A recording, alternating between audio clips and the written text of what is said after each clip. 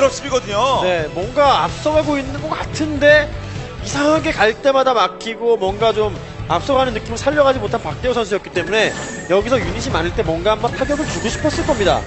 그래서 무리하게 들어간 건데 마치 거대한 함정을 펴놓은 것이냐. 야, 이게 잘 떨어졌다고 생각했는데 이거 양 사이드로 언덕 아래 탱크로 말이죠. 완벽한 수비를 해냈어요, 신상무 선수가요. 저 떨어지기는 잘 떨어졌어요. 거기다가 신상훈 선수가 드랍십으로 활용을 했던 것도 아니었고요. 근데 이 언덕 아래 탱크가 대박이었죠. 네. 언덕 아래 탱크 확실히 지원 사격을 했다 보니까 수비를 너무 잘해줬어요. SCB 동반하는 타이밍도 그렇고 탱크와 탱크 싸움에서 저렇게 이 탱크의 이 포신이 뱅글뱅글 도는 상황이 나오면 안 되거든요. 한쪽으로만 그냥 화력을 집중해야 되거든요. 근데 신상문 선수는 그렇게 둘러싸서 박대호 선수의 화력을 완전히 그냥 무력화시킨 거나 다름없죠. 거기다가 딱 탱크 공이업 되자마자 센터로 힘있게 치고 나가면서 박대호 선수의 병력들을 갉아먹는 플레이도 상당히 좋았고요.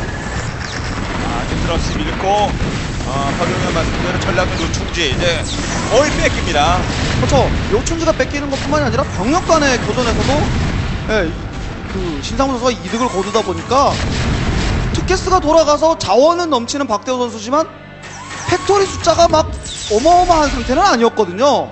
그런 점에서 볼 때 확실히 그 박대호 선수는 팩토리 숫자가 좀 부족했던 부분도 좀 약간 아쉬움으로 좀 남을 것 같네요. 네. 그림자 그렸었고 테란대 테란대 저그는 잘한다 했는데 신상문의 최근 아주 그냥 급격히 향상된 이 장기전 운영 능력에 막혀버리고 말았습니다. 한번 또 갖다 주는 장면인가요 또? 네. 이거 다시 한번 정말 함정 같은 블랙홀 같은 위치였어요. 조금 어떻게 보면 고집이었죠. 아예 더 그냥 깊이 위로 한번 올라가서 미네라 뒤쪽이라든지 좀 다른 지역도 한번 노려보고 싶었을 텐데 욕심이었어요. 유리할 때 팩토리를 분명히 내가 이길 것 같은데 머릿속이 하얘지는 그런 상황인 거죠. 팩토리 장악하면 이기는 게 맞지 않습니까? 팩토리를 장악하고 싶은 박대호 선수의 희망 상황이었던 거죠. 네. 확실히 신상문 선수 이제 정말 묵직한 느낌이 들기 시작했어요. 그렇죠. 장기전에 가서 확실히 그 묵직한 느낌, 수비할 때 수비하고 공격 가야 될 타이밍을 너무나도 잘하다 보니까 신상문 입장에서는 너무나도 깔끔한 경기였다고 보겠죠. 그렇습니다. 자, 이제 5세트로 맵을 넘기는데요. 지난 SK텔레콤 잡을 때 신동원, 신상문, 조병세 그리고 경기를 한 세트 잡아놨던 진영아까지 마무리 지으러 나온 거죠. 네, 충분히 마무리할 수 있는 상황이라고 생각이 되고 맵도 이카할 수 있는 상황에서 저그전 진영아 선수 충분히 해낼 수 있는 능력이 있는 선수입니다. 특히 프로리그에서의 한 경기는 신요름에서 지난 시즌에 차명환 선수에게 상대전적에서 앞서고 있고 개인 리그에서는 차명환 선수 더 많이 지긴 했습니다만 크게 무게를 좀 주기 힘들 때 졌던 거고요. 자, 이제 이에 맞서는 진영아와 맞서는 마지막 카드 한동전자는요. 자, 차명환 그래도 마지막에 들 수 있는 5세트에서 차명환 진영아 만나면 이걸 그 카드를 달랜 거예요. 네, 그렇죠. 차명환 선수가 전체 전적에서도 7승 7패, 2라운드 성적은 3승 2패, 프로토스 전적도 4승 3패. 상당히 좋아요. 거기다가 최근에 또 경기력이 좋아서 차명환 선수는 걱정 안 하셔도 될 것 같습니다. 누가? 삼성 왜냐면은 누가? 삼성전자 저그가 승률 10이라서 걱정하시는 분들이 많은데 그거 유진희 선수가 0승 6패, 이정현 선수가 2승 4패로 승률 깎아먹어서 그렇지 차명환은 문제 없어요. 네, 그 얘기를 하고 걱정하지 말라고 해야죠. 걱정하지 말라고 얘기 못하니까 이제 뭔 소린가 있잖아요. 뭘 걱정하지 말라는 거냐고요. 알겠습니다. 경기 준비됐습니다. 걱정하지 마시고요. 가겠습니다. 경기 시작하죠.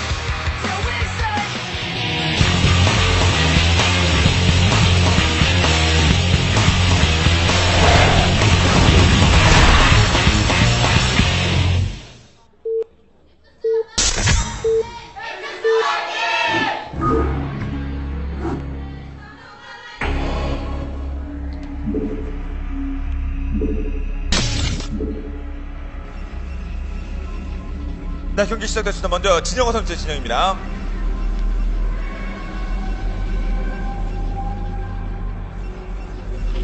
네, 그리고 이제 더 이상 걱정 끼치지 않을 삼성전자의 저그 차명환이에요. 그렇다면 이제 하이텐스 쪽은 좀 걱정이 되겠는데요. 그러니까 그 승률이 그렇게 높지 않을 때 그럴 때 선수들이 상당히 좀 자신의 전적에 대해서 걱정을 많이 해요. 그런데 자신의 전적보다도 더 중요한 부분이 경기력이거든요. 지더라도 정말 패기 있게 자신감 넘치게 플레이를 하고 자신이 준비해온 전략들을 다 사용해보고 패배를 하면은 코칭 스텝도 믿음이 가요. 패배한 선수들에게도. 그런 점에서 볼 때 참 차명환 선수는 전적은 약간 걱정스러울 수가 있지만 그래도 최근에 좋은 분위기라든지 나아졌죠. 네. 좋은 분위기라든지 경기력 측면에서는 상당히 좋다고 볼 수가 있겠습니다. 비공식전 포함하면 차명은 좀 낮고요. 10시 가까운 시간인데 많은 분들 이거 잘 지키시고 오늘 최종 승부 직접 확인하시기 위해서 부끄러움도 감수하고 이렇게 보고 계세요. 한 손으로도 이렇게 얼굴을 가리시는군요. 이게 참 쉽지가 않은데. 그렇죠. 네. 네. 거의 뭐 저에게 불가능한 일이고요. 아오. 과연 손가락이 길어서 한 손으로 가려진 걸까요? 아니면 얼굴이 작아서? 작았네. 얼굴이 작고 이렇게 계란형이셔서요. 네. 자, 일단은 진영아 선수, 프로브로 드론 많이 때려줬어요. 네. 참 진영아 선수의 저그전은 참 미스테리하죠. 네, 질럿도 막 상대방이 예측하지 못하는 타이밍, 뭐 반박자라든지 한 박자 빠르게 간다든지, 혹은 뭐 다크템플러가 엇박자로 들어가서 막 재미를 많이 본다든지, 그런 것들을 이제 진영아 선수가 저그전 재미를 좀 많이 보다 보니까 오늘은 또 어떻게 또 견제를 할 것인지 그 부분이 상당히 관심이 가요. 그래서 진영아 선수의 그런 엇박자 별로 안 통할 것 같은 공격이 막 제대로 들어가면서 막 그동안 저그 이길 때 재미 많이 보면서 또 쉽게 이기는 모습도 많이 보였잖아요. 그러다 보니까 저그들이 진영아 경기를 하면 더 과잉 대응을 하기도 하고 그렇죠. 네, 그러다 보니까 또 다른 데서 구멍이 나기도 하고 이런 모습들이 많이 나오는 것 같아요. 그런 이미지를 주는 것은 정말 굉장히 좋은 것 같습니다. 그렇죠. 예. 정말 이 타이밍을 뭐 준비했나요? 뭐 이렇게 인터뷰했는데 저는 그냥 달렸을 뿐인데요. 했는데 달렸는데 네. 끝났어요. 네. 그런 경기가 이제 진영아 선수 경기가 많이 나온다 이거죠. 그럼요. 심시티 했는데 막 질럿이 안으로 들어가고. 그러니까 준우승할 때도 그런 여러 가지 것들이 진영아 포스에 눌리니까 또 거기 또 사기정 한발까지 있기 때문에 그런 실수가 나오는 겁니다. 저그 쪽에서요. 일단 상대방이 저글링 숫자에 맞춰서 캐논 하나 취소하고 넥서스를 가져가주는 진영아 선수의 선택은 상당히 좋아 보이고요. 네. 거듭 말씀드립니다만은 토스가 저그 상대로 해서 캐논 두 개 개. 맞고 지면 아주 그냥 경기 끝날 때까지 물고 들어줍니다. 박영현이요. 바로 취소해야 돼 이럴 때는요. 아니다 싶으면 두 개 박으면 끝까지 가요.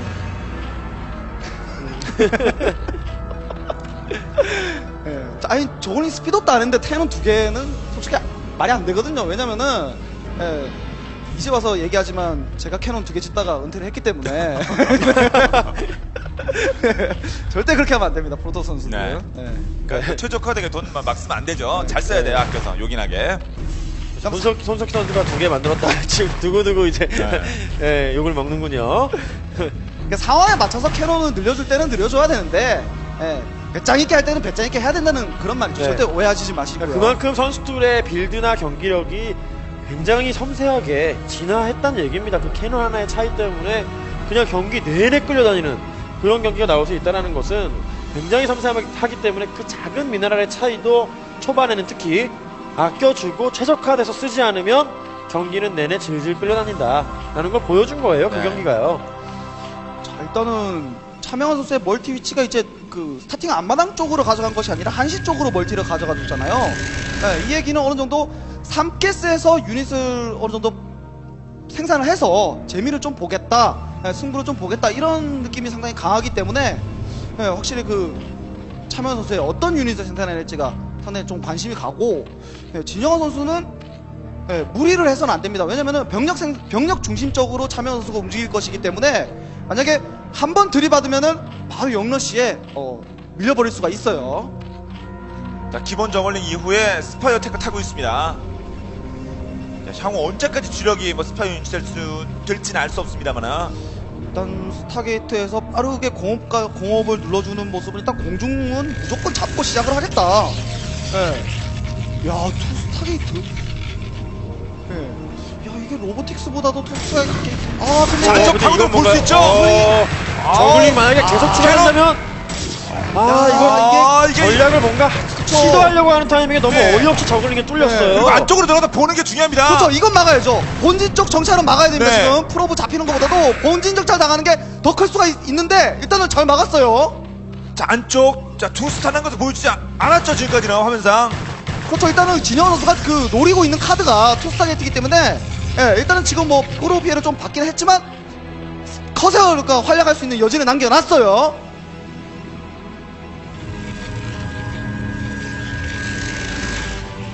저글링이 숫자가 좀 많이 네. 늘어나는 게 이게 한 번 더 파고들 겁니까? 한 번 네. 더. 적어도 포지나 게이트웨이 캐논 만들기 전에 압박을 한번 줘야죠. 그래도 이 정도면은 캐논 이제 완성될 것 같고 수비 된 것 같고요. 자, 상대편 해처를 늘리면서 스파이 완성. 네, 테크 하나로 일단 상황에 맞춰서 가려고 합니다. 지금 차명환도. 저 차면 선수가 저글링을 생각보다 너무 많이 생산한 상황이라 가지고 그나마 다행히 이제 성콜론이는 건설 안 했기 때문에 그 부분은 뭐 비슷하다고 볼 수가 있겠지만 생각해야 될 부분이 투스타 게이트이기 때문에 만약에 차면 선수가 히드라리스크덴에서 럴컵을 눌렀다 그러면은 이거는 커세어가 한 6개 7개 모이는 타이밍에 난리 날 수가 있어요. 야, 이거 진짜 제대로 막는데요. 네. 아니면 살아서 상대편 스타게이트 2개를 볼 수도 있습니다. 저 스커지가요. 일단 캐논을 짓고 커세어가 모을 수 있는 그런 주변 환경을 만들어 놔야 되겠죠. 벌써 커세어는 3기째 모였습니다. 자, 이게 만약에 차명원 선수가 럴컵을 만약에 눌렀다고 하면은 이게 투스타 게이트를 확인하는 것이 일단 무엇보다 중요하고요. 위쪽으로 쭉 지나갔거든요. 아래쪽 내려가 봐야 되거든요. 이제 봅니다. 야, 그래도 교묘하게 스타게이트 네. 위치를 배치시켜가지고 쉽게 눈치챌 수 없는. 네. 하지만 뭐 커세어 숫자를 보게 되면 차명한 선수도 경험이 있는데 어느 정도 감은 잡겠죠. 히드라 나와, 히드라. 방금 스콜지 정찰을 통해서 투스타 게이트로 확인하지 못했지만 게이트웨이가 다수가 늘어나지 않는 모습으로 확인했잖아요. 그렇죠. 이거는 커세어 리버다. 요거까지는 알 수가 있어요. 근데 그게 투스타 게이트냐, 그게 원스타 게이트냐, 이게 중요한 부분이 자 이게 이후에 커세어를 사냥하기 위해서 스컬지와 뮤탈스크를 생산하느냐 아니면은 단순 히드라만 생산하느냐의 차이도 또 될 수가 있고요. 자, 스커지가 참고 아래쪽 두 번째 스타게이트 있는 데만 안 갑니다. 다행히 히드라가 다수가 있기 때문에 커세어 대비해서 수비는 해줄 수가 있겠지만 아니면 정면, 네. 지금 정면 쪽 수비는 어떻죠? 오버? 리버가 나온 건 아니잖아요. 리버 캐논 둘, 리버 캐논 셋. 그쵸. 캐논 쭉 건설해주면서 오버로드로 커세어로 오버로드 잡아주면서 시간 끌어주고요. 네, 살짝 방금 못 엇갈리게 나오게 해야죠. 됐어도 지금이 기회가 될 수 있거든요, 차명환. 네, 차명환 들어갑니까? 근데 이게 히드라 사업이 아직까지는 안 되는 타이밍이라 가지고 들어가기에는 차명한 입장에서도 좀 약간 불안하죠. 거기다가 추가 병력들도 오지 못하다 보니까 네, 게다가 오버로드 이렇게 쭉쭉 내주고 있는 상황에서 애매하게 게이트 정도 때리다가 별다른 그 파괴를 공격의 성과를 얻지 못한다면 차명환 선수는 질질 끌려다닐 수 있습니다. 커세어 리버에. 자, 차명환 1.4로 캐논 하나 깨고요. 자, 그러면 캐논 뒤에 있기 때문에 앞에 건물 깨기 쉬워요, 지금부터는요. 그렇죠. 이제 개인 화면에 리버, 사업이 딱 리버. 완료되는 그런 그 업그레이드 완료되는 모습이 나왔는데 리버가 나오다 보니까 이게 컨트롤하기가 좀 약간 까다롭겠네요.